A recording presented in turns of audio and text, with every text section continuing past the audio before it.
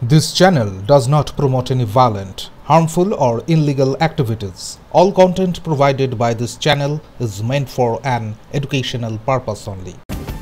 সারা ভারত কৃষক সভার পশ্চিম বর্ধমান জেলা কমিটির ৪১তম সম্মেলনের সূচনা হলো সালানপুর ব্লকের আজরা পঞ্চায়েতের অন্তর্গত বেসরকারি প্রেক্ষাগৃহে। বামেদের উদ্যোগে আয়োজিত এই সম্মেলনে জেলার বিভিন্ন প্রান্ত থেকে কৃষক প্রতিনিধিরা যোগ দেন। কৃষক সমস্যার পাশাপাশি কৃষি নীতি, কেন্দ্র ও রাজ্য সরকারের ভূমিকা এবং ভবিষ্যৎ আন্দোলনের রূপরেখা নিয়েও আলোচনা হয়। এই কর্মসূচির মাধ্যমে জেলার বিভিন্ন প্রান্তে থাকা বাম সমর্থিত কৃষকদের সংগঠন তুলে ধরার পাশাপাশি ২৬শে বিধানসভা নির্বাচনের আগে তাদের সংগঠিত রূপ প্রকাশের লক্ষ্যেই যে কর্মসূচি তা হয়তো বলাই বাহুল্য।